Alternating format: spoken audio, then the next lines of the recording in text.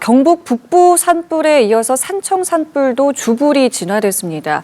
하지만 건조한 날씨 때문에 또 강풍이 불어서 또 당분간 재발화 위험은 여전한 상황인데요. 오늘 바로 이 산불 상황과 날씨 전망 김재훈 전문 기자와 함께 알아보도록 하겠습니다. 어서 오세요. 자, 산청 산불이 주불이 잡혔다라는 소식이 들어왔습니다. 경북 산불 같은 경우에는 재발화하면서 다시 긴장을 하게 됐었는데요. 지금 그럼 산불 상황을 어떻게 좀 정리해 보면 될까요? 네, 경남 산청의 산불이 드디어 진화가 됐습니다. 오늘 오후 1시를 기해서 이 산림청이 이제 산청 산불의 주불이 진화가 완료가 됐다고 발표를 했습니다.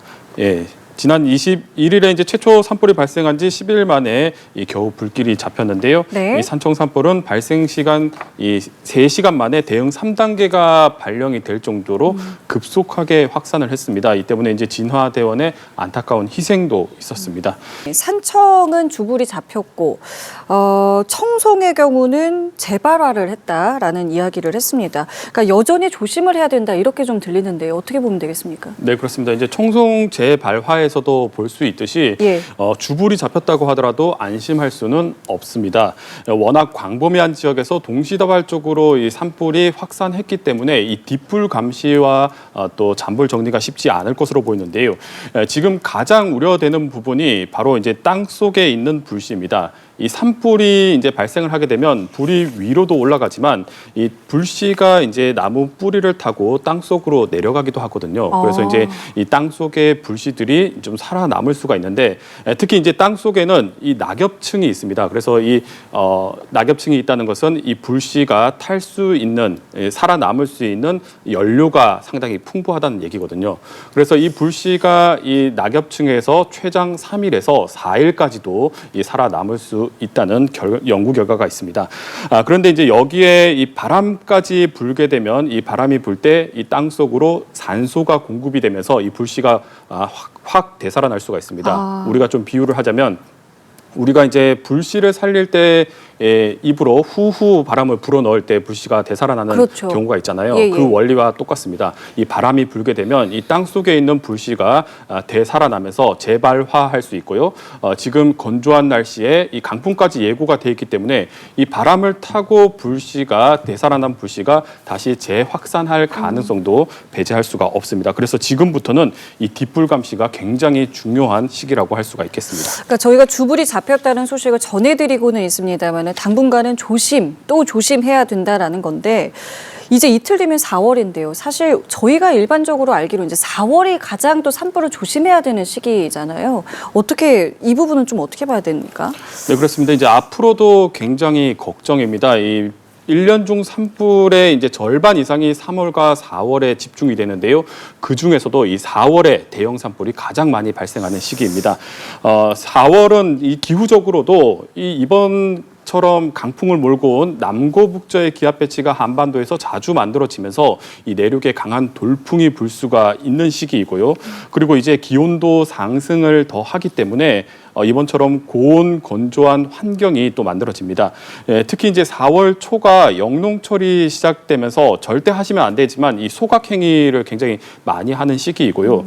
또 이제 청명과 한시까지 겹치면서 이번에 성묘객의 부주의한 실화로 이제 대형 산불이 발생했는데 이 성묘객 그리고 입산자까지 늘어나면서 굉장히 자연적으로 환경도 산불에 취약한 시기이지만 이 부주의로 인한 실화 가능성도 상당히 커지는 시기입니다. 이런 요인들은 이제 통계에서도 잘 드러나는데요. 이 본격적으로 이제 산불을 통계를 내기 시작한 게 이제 1990년대 정도인데 이때부터 이 대형 산불이 한 60여 건 정도 됩니다. 그 중에서도 4월에 이 대형 산불이 60% 이상이 집중됩니다. 그래서 그만큼 4월은 대형 산불이 굉장히 많이 집중되는 시기다 이렇게 볼 수가 있습니다. 그래서 앞으로 이 산불 위험은 굉장히 크다고 볼 수가 있겠고요. 이 산림당국의 예측에서도 올해 4월에 산불 발생 가능성이 다소 위험한 것으로 나타났습니다. 그래서 이제 이번 산불이 지나가더라도 결코 안심할 수가 없습니다. 그게 조금씩 다릅니까? 왜 이번에 4월에 조금 더 산불 위험도가 높은 네, 겁니까? 앞서 말씀드렸듯이 지금 다음 주부터는 또 남고북저의 기압 배치가 만들어질 것으로 예상이 되고 있거든요. 이번 네. 산불이 발생했을 때 이 초기에 이 남고북저의 기압 배치가 만들어지면서 굉장히 강한 서풍이 불었었고 이 건조한 서풍이 산맥을 넘어가면서 돌풍으로 만들어졌거든요. 그래서 다음 주부터 이 남고북저의 기압 배치가 만들어지는 데다가 올해 4월이 평년보다 기온이 조금 높을 것으로 예상이 돼 있습니다. 그래서 예. 좀 더 고온의 환경 그리고 건조한 환경이 만들어지면서 평년에 비해서는 올해 4월이 산불 위험이 조금 더 높은 것으로 예측이 됐습니다. 그게 혹시 기후변화와도 연관이 지어지는지도 좀 궁금한 것이 앞서 이철우 경북도지사도 이 기후변화에 대한 부분을 좀 강조를 했단 말이죠. 이 부분은 어떻게 봐야 되겠습니까? 네, 지금 최근에 있던 산불을 좀 되짚어 보면 예. 이 2019년에 이제 동해안 산불 그리고 2022년에 울진 산불 그리고 이번에 발생한 영남의 이 동시다발 산불까지 이미 이 산불이 굉장히 대형화되고 있다는 것을 좀 우리가 체감할 수가 있습니다. 일단 또 울진과 영남 산불은 비가 와서 겨우 꺼질 정도로 극한의 산불이었고요. 그리고 이제 통계에서도 이런 부분이 잘 드러나고 있는데 1990년대에는 1년 중에 산불이 한 100여 건 정도밖에 없었습니다. 그런데 2020년대에 들어서는 1년 중 산불이 200건까지 늘었거든요. 계속 늘어나고 있네요. 네, 그렇습니다. 30년 사이에 2배가 넘게 늘어났습니다. 이런 부분은 이제 기후변화 영향이라고 할 수밖에 없는데요. 그리고 이제 또 특징적인 것이 이 산불이 연중화되고 있다는 겁니다. 그래서 예전에는 이 산불과 관련된 속설 중에 아까시 꽃이 피면 이 산불은 이제 끝났다라는 얘기가 있어요. 이 5월 중순이 되면 이 산림에서 어떤 식생들이 물기를 먹으면서 산불이 잘 나지 않는다는 건데요. 네. 근데 최근에 보면 기온이 오르면서 고온 건조한 환경이 계속 이어지기 때문에 5월에도 대형 산불이 나는 사례가 발생하고 있습니다. 예. 실제로 2022년에 이 밀양에서 대형 산불이 발생한 사례가 있거든요.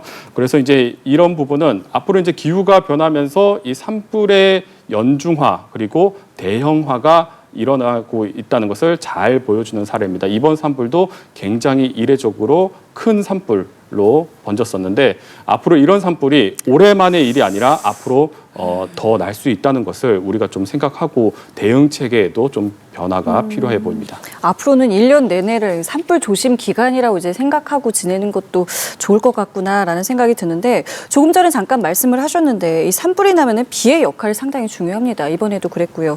자, 그래서 산불이 났을 때 인공적으로 이 강우를 투입하는 어떤 기술이 있으면 좋겠다라는 이제 이야기들도 나오는데 실제로 활용 가능성이 있는 건지 이 부분이 궁금한데요. 네, 이번 산불 기세를 누그러뜨린 결정적인 것이 바로 비였습니다. 네. 불과 한 1mm에서 2mm 정도밖에 비가 내리지 않았는데 엄청난 효과를 보면서 이 산불 진화 속도를 냈고 주불 진화까지 이어졌습니다. 그래서 이제 이렇게 이 산불이 났을 때 인공강우로 비를 좀 뿌려주면 얼마나 좋을까 이렇게 생각하시는 분들 많으실 텐데요. 그런데 이 인공강우 기술은 이 산불에 쓰기는 아직까지는 좀 어렵습니다. 네, 예. 기본적으로 인공강우는 이 마른 하늘에 비를 내리는 기술이 아니거든요. 그래서 적어도 이제 구름이 있는 상태에서 요오드와 은 같은 이 씨앗을 뿌려서 구름 내에 있는 빗방울을 무겁게 만들어서 땅으로 떨어뜨리는 기술입니다. 그래서 이 얘기는 이 구름에 이제 씨앗을 뿌릴 수 있는 적어도 어떤 강수 가능성이 있는 구름이 있어야 되는데 이 산불이 난다는 것은 굉장히 건조한 상태잖아요. 거죠. 그래서 예. 이 씨앗을 뿌릴 구름이 없다는 얘기입니다. 그래서 아직까지는 이 환경적으로 이제 인공강우 기술을 산불에 쓰는 데는 좀 제약이 있습니다. 다만 이제 지난 목요일에 이제 이 비구름이 들어오면서 이 단비가 내렸었는데 이 단비가 내릴 때 비의 양을 좀 늘리는 인공증우 기술은 좀 활용해 볼 만합니다. 그런데 이제 이 인공증우 기술은 좀 부작용이 좀 있거든요. 이 구름 씨앗을 자칫 잘못 뿌리게 되면 이 씨앗이 원래 내릴 비에 어떤 수증기를 나눠 먹기 때문에 오히려 비가 더 약해질 수가 있습니다. 그래서 이런 부작용이 있고 또 원하는 장소에 비를 뿌릴 수 있는 정도의 기술이 아직은 그 정도까지는 고도화되지는 않았습니다. 다만 이런 인공증후나 인공강우 기술이 이 산불이 발생하기 전에 적절한 환경이 갖춰졌을 때 이런 기술들을 좀 활용을 한다면 산불 예방 차원에서는 충분히 활용을 할 수가 있습니다. 그래서 이제 앞으로는 이런 인공강우 기술을 좀 더 고도화할 필요가 있는데 아직까지는 우리나라가 이 인공강우 기술이 그 정도 수준까지는 도달하지 못했습니다. 앞으로 연구가 필요해 보입니다. 알겠습니다. 오늘 말씀은 여기까지 함께하겠습니다. 지금까지 김재훈 기상 전문 기자였습니다. 말씀 감사합니다.